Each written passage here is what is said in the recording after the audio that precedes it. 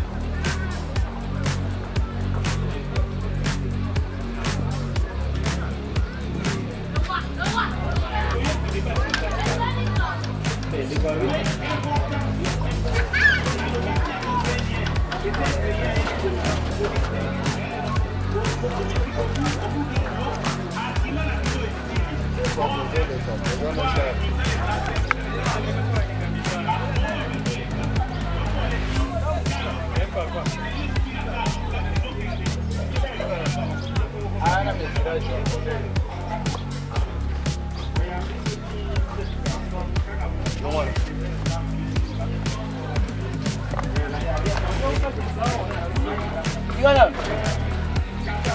Apa? Lagi dah? Ça va? Yeah? Oh? Ça va?